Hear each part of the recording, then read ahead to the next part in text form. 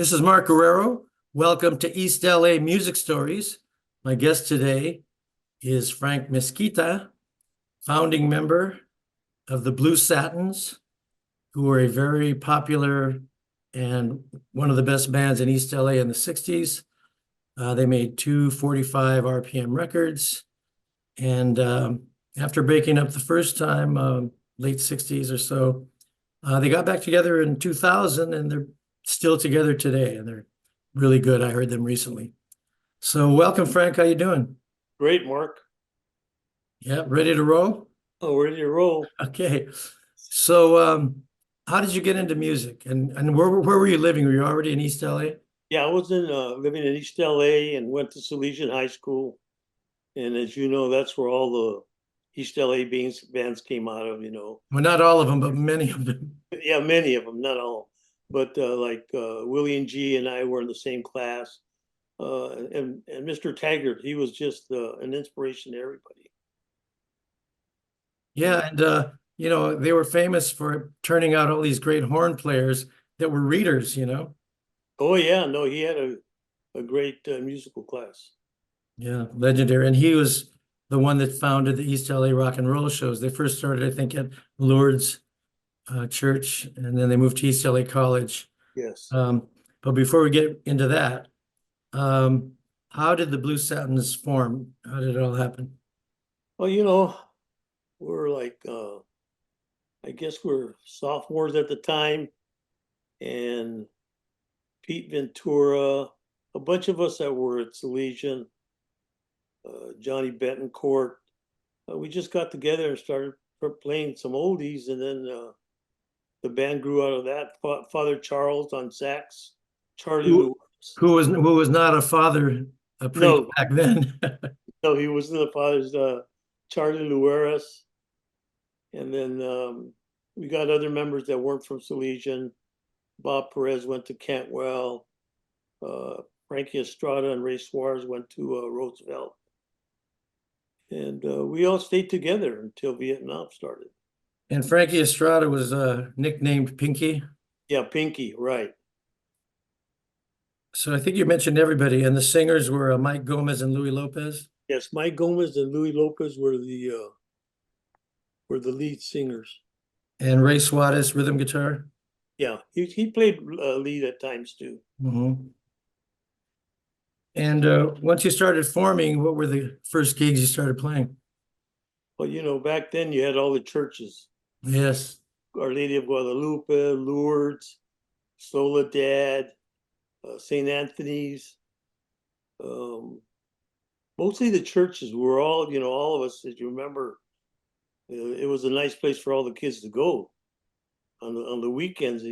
One would have it a Friday, Saturday. We were going Friday, Saturday, Sundays. The church circuit. And so you probably were playing parties and weddings and presentations. Oh yeah. And then there were all the halls like the Croatian Hall, the Serbian Hall, Oh yeah. VFW halls, American Legion halls. Yeah, but Little Union, Big Union, Kennedy Hall, Montebello Ballroom. Kennedy Hall, Montebello Ballroom, Uh, Brown Derby, I think was one. well, that wasn't part of East LA, but tell me, how did you guys wind up in Hollywood at the Brown Derby? I don't know how we got out there, just like I don't know how we got out to Palm Springs. Yeah. And then there was another hall out there in what I call Rampart, East Los Angeles. It was right across the street from the park. Can't remember the name of the hall, but a lot of dances took place there. Mm-hmm. Yeah. What do you remember about the Brown Derby, and how were you accepted on the West Side like that? It was for us. It was getting out of our environment. Guys from East L.A. Who knew we were going to go to the West Side, and we liked the hall, and we liked everybody was there. All the groups that followed all the bands from East LA, they were there. Everybody just followed everybody. Let's go over the posters. That'll be a great way to kind of relive the days and the dances and the venues. And these are designed to kind of trigger memories and show the folks out there how many dances and how many bands there were back then in East LA.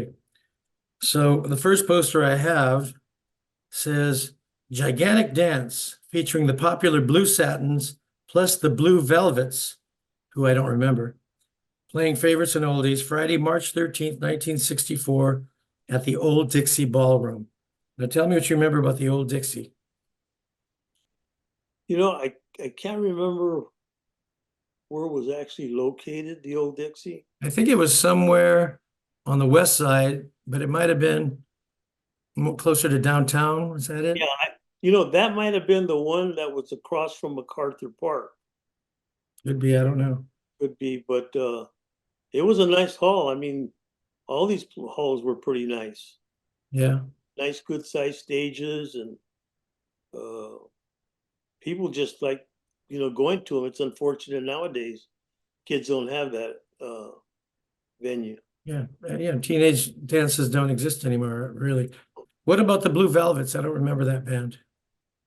I only remember them slightly because uh, I was looking at all the bands from that era, and they weren't on it. So they may have came in later, or if they did come around, they didn't stay very long. No, but we're talking 64, so they were there early, but I don't remember them later. Yeah, no, But it's kind of interesting. Blue Satins, Blue Velvets. It was a yeah, blue night. Yeah. But you don't remember anything specific about them. no, not anything specific. Okay.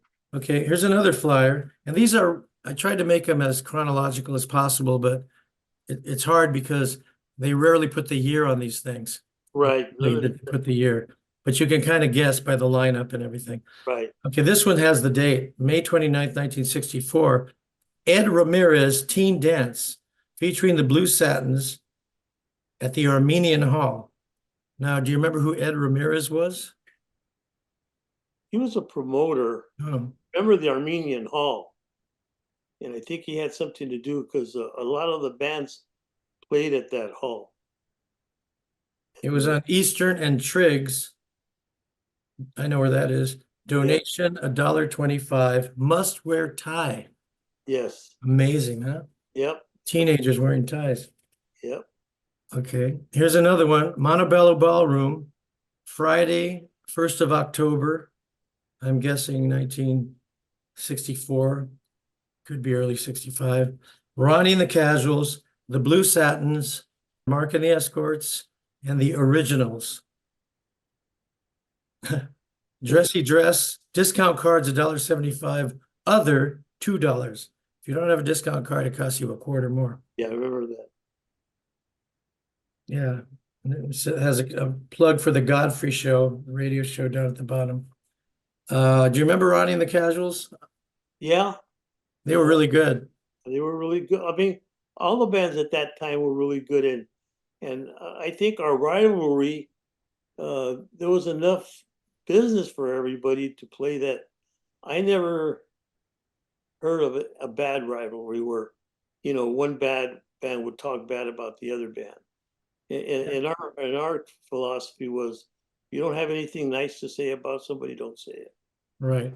Yeah, generally speaking, even though not everybody were buddies and friends, everybody was cool.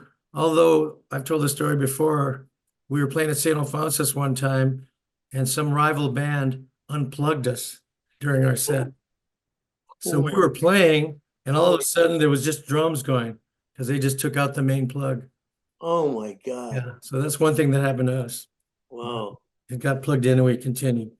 But generally the vibes were good. Yes. But yeah, once in a while there's a little bit of jealousy or whatever, you know. Oh yeah. Okay, so here's another one. This another Montebello Ballroom, 15th of October. I'm guessing it could be 64, I'm guessing, but it could be 65. Blue Satins, Ambertones, another great popular band. My Right. band again, Mark and the Escorts, and the Royal Gems. Do you remember the Royal Gems? The Royal Gems, I never, this is the first time I heard their name. Yeah, there's a lot of people on these flyers that I don't remember, or they maybe were on one show, but I remember their name, but I don't remember seeing them. Yeah, But no, what do you remember about the Ambertones? they were a good group. They were a good group. And then I think your guitar player was African American. Are you talking about Robert Warren? Yes, Bobby Warren. Yeah, in the early Mark and the Escorts, about Yeah, the first year and a half, he was a guitar player. yeah, Yeah. The original band, he was in the original band. right. Yeah, and then he later played with you for a while. In the Yeah, he played with our band for a while, and then he had to leave, and then we had to get Danny Diaz, and that was in very recent years, right? Within the last 5 years. 24, 25. I'd say about 21, Yeah, 2021 yeah. is when he left. Okay, now here's another one. I love this. Teen dance featuring three great bands, the Blue Satins, the Jaguars, playing their last recording hit, Where Lovers Go, with the Salas brothers, who are Steve and Rudy Salas, who later Right. founded Tierra, and Mark and the Escorts once again. This one has the full date, October 25th, 1964, at the Alexandria Hotel. Let's talk about the Alexandria Hotel. I keep thinking that the Alexander Hotel was on the west side. It was in downtown Los Angeles. Yeah. And the And thing that was different about it is most of the dances that were at the Alexandria were Latin bands, Spanish speaking, Spanish, you know, yeah, salsa groups or whatever. It was mostly like a Mexican venue, but I think maybe one night a week or one night a month, they do a rock and roll night. And in fact, one time we played on the bill with a Latin band. We oh, were the only rock and roll band. But yeah, that's what I remember about the Alexandria. And you had to go upstairs and right. really old ballroom. Yeah. And then, of course, the Jaguars, Where Lovers Go, has become an East LA classic, an instrumental written by their lead guitar player and leader, Mario Panacqua. Hmm. And Los Lobos recently did a version of it on their latest album, Native Sons. Wow. Yeah. And of course, what do you remember about the Salas brothers back then when they were little kids? Do you remember? They were good. They were already very professional, weren't they? Yes, they were very professional at the time. I Yeah. mean, uh, I think all these groups that we had back there, Mark, I don't think there was really any bad ones. Yeah, but yeah, there were levels of good, but no bad, I don't think. Now here's a real historic one that you guys played. And this one is the Ike and Tina Turner Review, Friday the 17th of December. It says action starts at 8:30 p.m. If you like soul music, this is it. The world's most exciting show. Then it says featuring Tina Turner, the Ikettes, all kinds of other artists, Vanetta Fields, who went on to be a very famous background singer on tons of records. Hmm. And then it says four big bands, the Ambertones, the Jades, the Blue Satins, and the Exotics at the big Union Hall. Okay. Now, Yeah, once again, we discussed the Ambertones. Do you remember the Jades? I do. I do a little bit. I remember that was a big show. Oh boy, Ike and Tina Turner, they were totally We kick-ass. weren't told that we were going to back up Ike and Tina And Turner. you did. Tell me about that. Yeah. And that lady, to me, she's the queen, boy. She was fantastic, friendly, not stuck up, talked to all the bands that were there and all the guys. And it was a great show.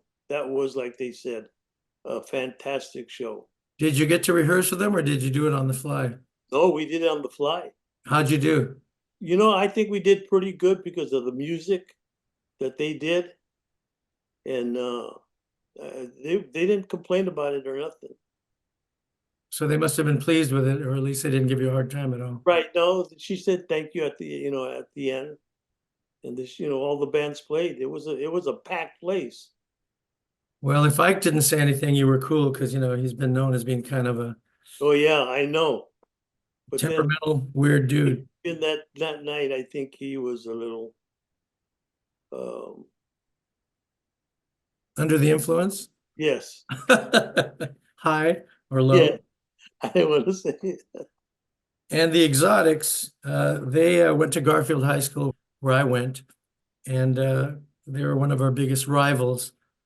A really good band. And they went on to become the Delgado brothers, the original bass player of the Exotics, Bobby, with his younger brothers, and they're still playing today, and they have a fantastic band. But their name got misspelled so often. Here they're misspelled. Instead of Exotics, they put a C in there, Exotics. Oh, There's several flyers where they're misspelled like that. As a matter of fact, there was a lot of misspellings on these posters. It's unbelievable. I guess yeah. they couldn't afford proofreaders. Now here's another one. Heidi Ho. That was I think that was Sam Nevada's promotion company. Presents Valentine's, featuring the Midnighters, Land of a Thousand Dances, with wonderful Willie G, plus the fabulous Blue Satins with Louie and Ralph, Union Hall, on Goodrich, the Little Union. So it says fabulous. Now, explain why you added the word fabulous. Okay, on that flyer I do bring back some memories. We changed it to Fabulous because another band was using the name Blue Satins, which ended up being a banda band. And at that time, because you said Ralph was singing with us? Yeah. Yeah. I think Mike had gone into the Marine Corps at that time. And what was Ralph's last name? You know what? I don't remember his last name. Okay. So you just added fabulous because the other band already was the Blue Satins. Right. And to this date, that's what we're known as, the Cool. Fabulous Blue Satins. Okay. Okay. Oh, the next one's a biggie. That's the West Coast East Side Review at the Shrine Auditorium. It had 1, 2, 3, 4, 5, 6, 7, 8, 18 bands. Yeah. Most of the top bands in East LA were playing there. My band was there, Mark and the Escorts, Blue Satins, Jaguars, Solace Brothers, Blendell's, Premiers, Cannibal and the Headhunters. I got Romancers. You can see it on the screen there. But Yeah. that was a tremendous show. Do you have any memories of that show? That was a great show because now on that one, or at least the one I have, the sisters. I remember the sisters quite well. Absolutely. The Arvisu sisters. Yep, and to this day, I keep in contact with one of them. She sings beautiful Hispanic music. Were you talking about Rosella? Rosella. Yeah, yeah, yeah. Oh, she did a lot of stuff after the sisters, Yeah. mariachi albums, and excellent singer also. And Ursi later joined El Chicano, and then she wound up doing a solo album with Ry Cooder in the early 2000s. Ursi, yeah. And I'm showing two different flyers for that same event. The other one has pictures of all the bands. Right, that's February 21. Yeah, 1965. Yeah. Yeah, it was fantastic. Here's another very cool one. It's got pictures on the flyer. It's got Little Ray, Sonny and Cher, and three most popular bands, the very popular Blue Satins, playing their recording, My Wife Can't Cook. We'll Yeah. get to that. The new and popular Blue Notes, and Little Ray's band, the Progressives. I think they made a mistake because it was the Progressions. Right. Once again, it was no proofreader.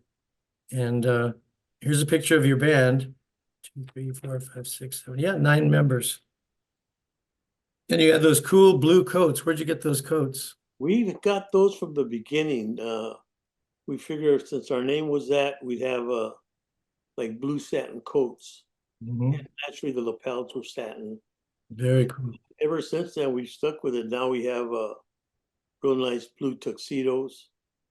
And that was a show to remember because, Mark, I'll tell you, we didn't know who Sonny and Cher were. And we had to back them up. Cold, no rehearsals. I remember the song they played was kind of like a papa song. And, they said, hey, you're backing us up. This is a song we're going to sing. I think they only sang that one song. And we destroyed it. Was it I Got You, Babe? Was it their big hit? Yes, because it was kind of oom They say our love won't pay the rent. Da, da, da, da. yes, yes, yes. Oh, da, da, da, da, da, Yeah, da, exactly. And we hadn't, I hadn't heard it. I don't think anybody in the band had heard it. So It probably hadn't taken off as the major hit it became. no, and we destroyed it. They were so mad. I said, I'm sorry, no one told us we were backing you guys up. Who was more obviously mad? Was it Cher? Yes, she was livid compared to Sunny. Oh, wow. Well, those things happen. Again, there's no rehearsals and a lot of things were on the fly. Yeah, Okay, here's another one. It's at the CYO Hall. No, but it says no, CYO, I guess, presented it. It's at the Huntington Park Ballroom. We played there a couple times. Okay, so here it is. The Midnighters, their hit record of Land of a Thousand Dances. And then it mentions Sad Girl and Heat Wave, featuring Lil Willie G and his show. Little Ray with his latest release, I Who Have Nothing. And the Blue Satins with their new release, My Wife Can't Cook. And Lil Ralph. Now, I wonder if he was performing alone, I mean, as a solo artist, or was he singing with you that night? he was singing with us that night. Okay. And it says, please, please. Did he record that, or was it just the James Brown, please, please, please? I don't remember because right after that, I think I went into the service. I didn't play Okay. with Ralph very long. But you remember that song, remember, please, Oh please. yeah, no, yeah. Please? It's And he probably did a that great song. job on it. Yeah. I think he lives in Arizona now. Okay. And the Impalas. Remember the Impalas? Yep. Ronnie Reyes and all those guys. Hmm. March 16th, probably 1965, Huntington Park Ballroom. Doors Yeah. closed at capacity. Wow. And there was capacity in all those shows. Oh, man. Okay, here's another one with a legendary figure. Once again, Heidi Ho, Little Union. Johnny Guitar Watson, legendary black guitar player, Right. R&B guy. I mean, he was one of Frank Zappa's favorite influences and guitar players. And he was great then, but I've looked him up recently on YouTube because I wanted to see, how he evolved. And I found some videos of him performing like probably in the 80s, and he was really good. I mean, a great blues R&B singer, great guitar player, incredible showman. And by then he looked like kind of like hippie-ish, like Sly and the Family Stone kind of image. And he was fantastic. And it says oldies but goodies, plus his new hit, Big Bad Wolf, plus the ever popular Blue Satins, the Band of Distinction, the VIPs, who later became El Chicano, Hmm. and the Great Ambertones, May 29th, 1965. But you don't remember too much about Johnny Guitar Watson that day, huh? Maybe you No, guys showed up and didn't see him perform. yeah, no, he must have.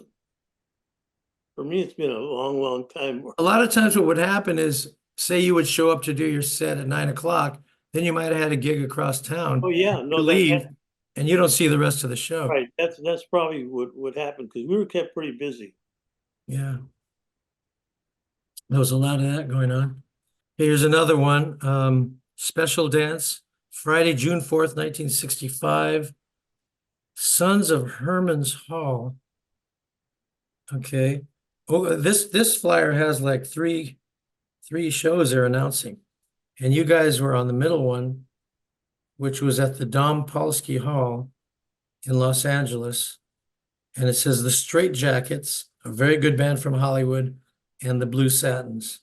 Do you remember the Street Jackets, or do you remember the Dom Polsky Hall?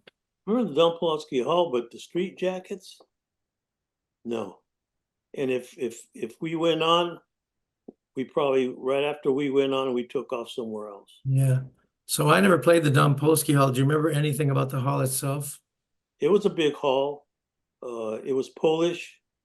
They had a nice stage. It could hold quite a few people, and it wasn't like the others where you had to go upstairs. That's always good. This was on the ground floor.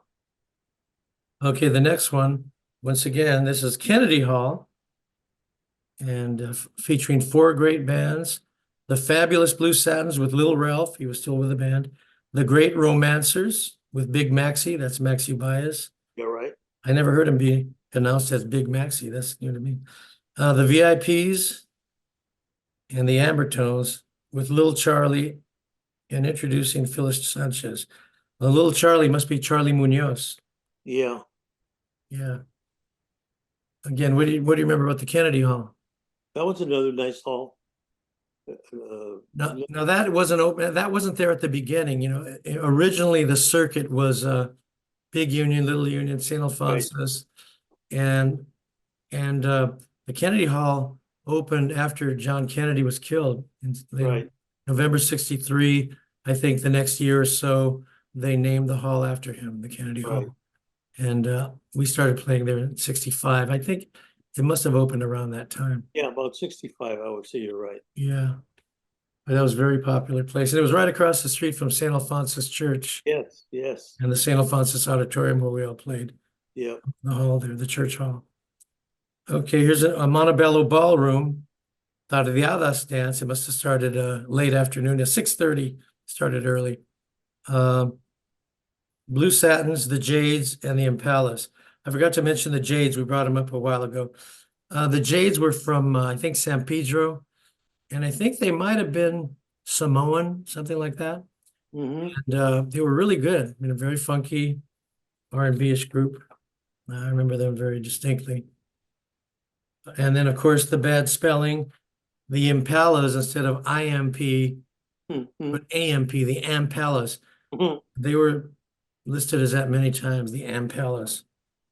And below on the same flyer, the next week, Friday, August 20th, 1965, the bill was the Cascades, the Eternals, the Originals, the Blue Satins, once again, Mark and the Escorts with their record Get Your Baby.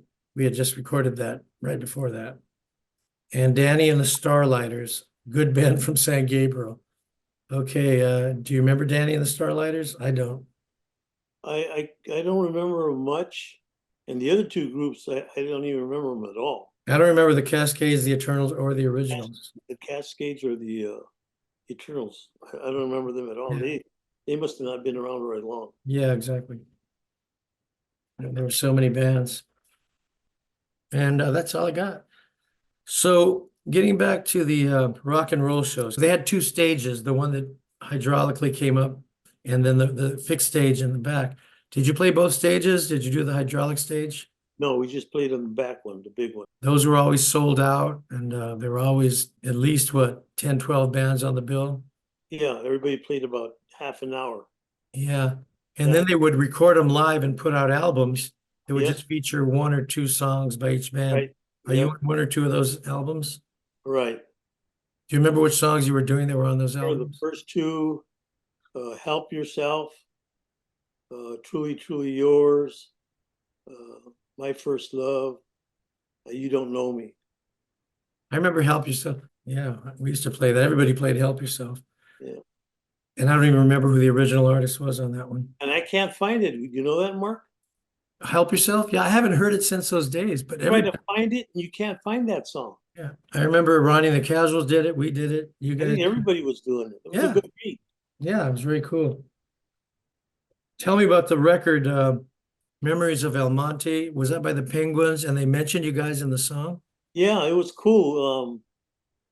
They came out with that very popular song, Memories of El Monte, and the Penguins mentioned all the bands, mainly the black bands of that time, the Drifters, all those, and they liked our sounds, and they go, and the Blue Satins were playing in the still of the night.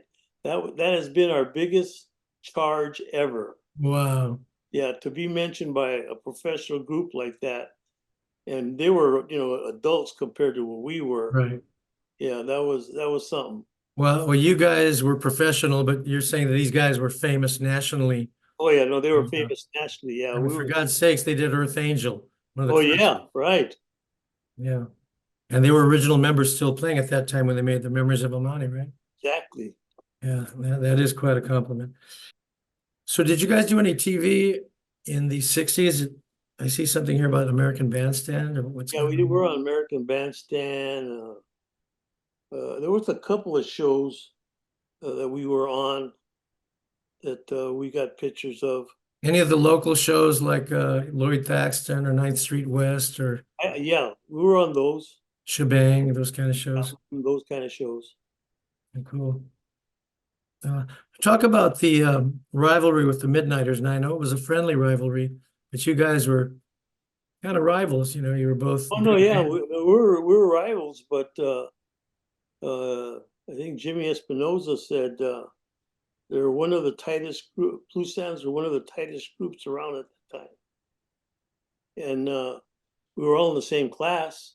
Yeah, You around the same age. Yeah, same age, the whole bit, and it was a good rivalry. We loved playing with each other because it was like a battle of the bands. Put it when we both played together, we Yeah. could outdo each other. When I interviewed Willie G for this series, he gave you guys a compliment because we were talking about how after the Midnighters changed their name to the Midnighters, Thee, meaning we're not the Midnighters, we're the Midnighters. Yeah, Then every other band copied them, and it was the whatever. yeah, And you guys didn't do that. You always no, stayed the. And when yeah, I brought that up to Willie, he said, "Oh, well, you know, they were really, really good, and they didn't have to do that." You know, yeah, right, so that was pretty cool that you guys resisted that. yeah. You know, we stayed with the oldies where the Midnighters kind of changed to do Beatles stuff. Okay, let's discuss that. Yeah. So talk about your repertoire. Like when you first started out, what styles of music were you playing? Um, And we're talking about when did you start? 63? 262, Okay. What did you play at the time at your gigs? you know, Earth Angel, Doo-wop, right? doo-wop, all your old doo-wop. And when the Beatles came on scene, which we all loved them, I says, we're not going to emulate them. We're going to stick with what we got. It's working, and we kept it that way. Now, were you also doing R&B? Yeah, R&B. So it was We, mostly R&B, doo-wop, and sort of blues-based kind of things, ballads. yeah, And then when the British invasion came, you guys kind of resisted it. You weren't playing the Kinks and the Rolling Stones and the no, Beatles. we weren't doing any of that. Yeah. So the Midnighters did do some of that. Yeah, the Midnight, And many of the bands did do a lot of that. right? And they even kind of dressed up like them and everything. Yeah, they had the Beatle haircuts, They had the Beatle Midnighters, haircuts, the whole bit. and Beatle boots and whatever. Yeah. Right. Yeah. Well, you guys stayed consistent and stayed who you were. Well, let's talk about the records that you made. So on Scarlet Records, you put out a new version of You Don't Know Me. And was My Wife Can't Cook on the B side of that? Yeah. Okay. So who sang You Don't Know Me? Louis Lopez was on lead, and I believe Mike was also on it. Yeah. Well, that's an East L.A. classic. You know, that's on a lot of compilations and Right. people remember that song. Now let's talk about My Wife Can't Cook, okay? Now I know you have mixed feelings about it, Yep. but I do want to bring up this point that you got to remember, you know, this was like 1960 when that original record came out. It was probably 62, 63. I have the record, so it was by Lonnie Russ. Yeah. Right. And I love the record, but everybody has to remember this was before the women's movement, the women's lib. This was before political correctness. So Yeah. this record could never be made today or promoted Right. because it was saying that my wife can't cook. Yeah. And I'll recite the lyrics here because I remember it because I love the record, you know. And we must remember again, because of the times before all that I mentioned, people didn't get all uptight about it. It was just considered a comedy record. That's funny. Yeah. And but it said, if it wasn't for the beans that come out the can, the kind of peas and the peanuts, the rice and spam, the milk and bread being bought at the grocery store, I tell you I couldn't eat no more. Let me tell you, my wife, Lord, if I thought she could read, I would buy her a book. All she knows how to do is to fuss and holler. She don't even know how to boil water. You know, that was funny, but it Man, couldn't fly today. you have one hell of a memory, man. I love that record, you know. So anyway, it was a great record. It was a cool song. It was a good melody. It was R&B, but it wouldn't fly today. To show you how bad it was in those days, do you remember there was another record at the time called If You Want to Be Happy for the Rest of Your Life? I marry an ugly woman. Yeah, find an ugly girl to be your wife. Yep, Because from a practical point of view, yep, get an ugly girl to marry you. yep, And that was a hit. yep. And it was considered comedy, Times have changed and, I mean, it's good, but people have become way too Yeah, politically correct and right, sensitive these days. right. So then the Vietnam War started really kicking in big time.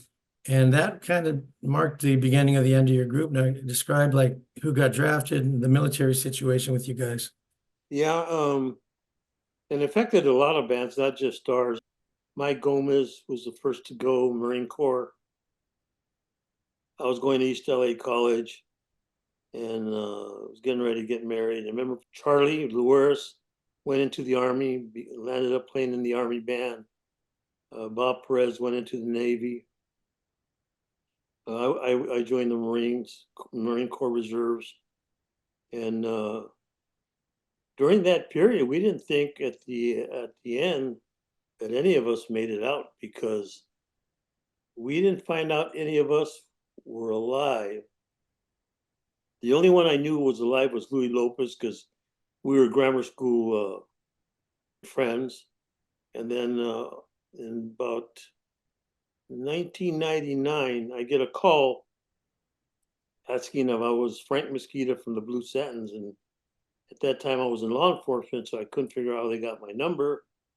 And she tracked us down, which landed up being Diane Suarez, Ray Suarez's sister. And make a long story short, we got the band back together, and everybody survived. Wasn't this around the year 2000? Yes, about the year 2000, we played for Salesian. It was supposed to be at the Sheraton in Pomona, but it got so big we had to play in one of their big halls, and it brought we were all dressed up in blue satins again. Over 2,000 people there.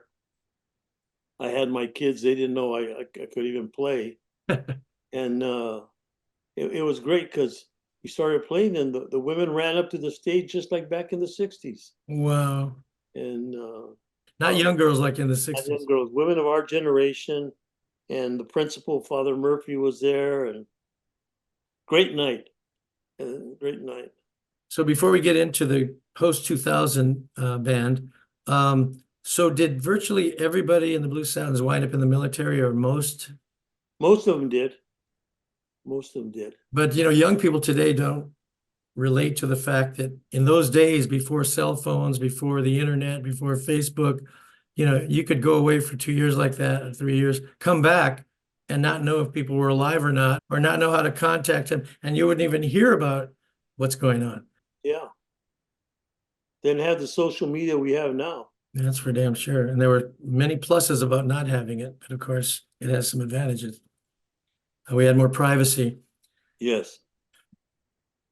Um, so when you reformed, did you have almost all the original members?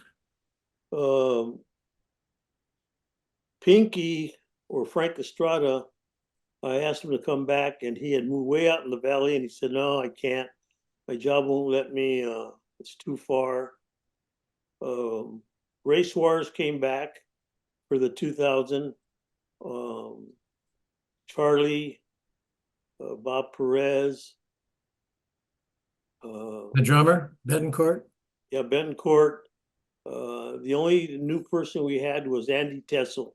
Oh, wow. Andy played guitar for us for a while. Legendary East L.A. guitar player, was in the Romancers Yeah, right, when they made the great Do the Slauson album. And then he was in the Mixtures. right. Andy got around, and then from there on, uh, Mike passed away, and then Louis Lopez moved out to Riverside somewhere, and that's where Gilbert Stokes comes into play. Great vocalist, tenor voice. Yeah, Gilbert liked the band, joined the band. So then I was able to get the best of the best. I got Larry Rendon, Bob Perez stayed with us. Uh, Danny Diaz was our lead guitar. We don't have a rhythm anymore, just Danny Diaz. Of course, Larry Rendon was in the original Midnighters and was with them throughout all the Oh decades. yeah, him and Willie are only two left. And Danny Diaz, one of the best guitar players out of East L.A., and he played for many, many years with Chico. Oh yeah, heck of an instructor. Yeah, he gave guitar lessons to most of the great East LA guitar players as they were coming up. Mm-hmm. Oh, getting back to the 60s now, I think you had mentioned to me that you guys had an opportunity to be with a major label and things didn't work out. What happened there? Vietnam. Was it at that time? It was at that time. We were busy Friday, Saturday, and Sundays.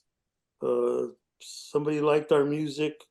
We were being managed by Mr. Ventura, the father of Pete Ventura, who was the leader at the time. And then we heard that we were going to have a record deal with a big label, I think, and I can't remember the label, maybe Paramount, I don't know. And then after that, when we broke up, everything was gone. We thought it was gone forever. When and how did you become in law enforcement? After the band broke up, and I went into the Marine Corps and almost got activated twice, but we were the only division left in the United States to protect the United States. All the Army, Navy, you name it, they were all activated except us. So there was one Marine Corps division to protect the whole United States.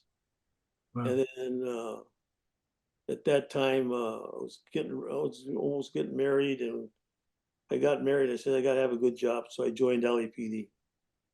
I did 27 years with them, and then I did 10 years as a senior investigator with the state, which was a lot of fun. I worked the horse racing board and finished off with DMV and retired, and just enjoyed the music. There you go. Blue Satins live. And I heard you guys a year or two ago with Larry Rendon, Danny Diaz, Gilbert Stokes, and you guys sound really great. And I'm going to hear you again next month. Yep, June 2nd. That's it. Look forward to it. So I want to mention all the members again, so we don't leave anybody out. Don't like to do that. The original guys, Pete Ventura, Yes. keyboards, Frank Estrada, Pinky, lead guitar. Yeah. Bob Perez, sax, Bobby Loya, trumpet, Johnny Betancourt, drums, Mike Gomez and Louis Lopez, vocals, Charlie Lureas. How do you pronounce his last name? Lueris, Charlie Lueris. Okay, sax, and you on bass, Ray Swatis, rhythm guitar. And then for a little while, you had Joe Farfan on sax, and he had been in the Midnighters for a while. Yeah. And we've already talked about all the members of your current band, right? Mm-hmm. Yeah. So that's cool. And now your current drummer, he's somebody that you brought in. Was he also from law enforcement? Yeah. Gary Cuso Vasquez, known as the chief, after he left LA, he went to be chief of police at Montebello. Yeah, he was on LAPD with me, and he's a very good drummer. He's been with me ever since. Let's talk about the female singer that you had in your later band after the 2000s. You had a vocalist named Tamarin Janae. Tell me about her. Yeah, I was playing with a jazz band with Gary and a couple of the other guys, Bob, and she was the singer for them. And then I told her, hey, you want to come over to my band? And she says, yeah, I like that. I like doing the oldies. So she came over. She did a great job. She had more of a full-time job as a background singer with a lot of the black groups, Smokey and them. And then she left us and she went on to produce her own album. Nice. Mm-hmm. So once you guys reformed in 2000, what were some of the venues that you've been playing? What type of venues have you been playing? We do a lot of things for Salesian, especially the Friends of Father Murphy. It's a charitable group. We raise funds for kids that can't afford to go to Salesian. And we play at Stevens Steakhouse regularly. Mm-hmm. And we're now playing at the Canyon, the organization like in Montclair. They got a big nightclub there. And when you play the Steven Steakhouse, it's got a big giant banquet room where these dances happen. You're often on the bill with other classic East LA bands, right? There's always two bands, and we limit it to 350. It holds 500, but people from our age group don't like to be sandwiched in, and they're always started the others, which are from 2 to 7, and they like that, and they get a buffet and two bands. Now, name some of the bands that were played with you on those shows. What, Chico, right? Yeah, Chico, a Richie Valens group from Oh yeah, Rich Rodriguez's group with Right. Ernie Valens. yeah, right from the Valley. So, is there anything we left out that you'd like to talk about? Oh, I think you covered pretty much of it, Mark. Okay, well, I usually ask everybody that grew up in East LA and were part of this fantastic scene, just how you feel about it, looking back at it now. How do you feel about it? What are your memories? And how do you feel about being a part of it? And Well, I think it was a great time for all the bands, but unfortunately, to make it big, you were either black or white. that's true. Yeah, I think there was a lot of opportunity for the bands from East LA for somebody to make it big. I'm not saying the Blue Yeah. Satins, but they didn't have the right promoters or the right connections to get. Well, a lot of the record companies were very, reluctant to sign Latino groups to just Yeah. straight rock and roll things. Yeah, right. It was. But the talent was there. It's we're just having a good time. Yeah, We're keeping that music alive, and that's all we care about. yeah, that'll make you happy, and music is good, and I'm glad that so many of the people that have retired now are playing again, and bands are reforming, and why the hell not, you know? Yeah, right. We're up there in age, let's go out singing and having a good time. That's right. Amen. Cool, man. Well, thanks, man, Frank, for doing the show. Appreciate it. And thank you, Mark. You've been great. You got a great memory, and you're doing good work. Thanks, man. Well, see you around. I'll see you next month at the Steven Steakhouse. That's it. Take care. Bye-bye.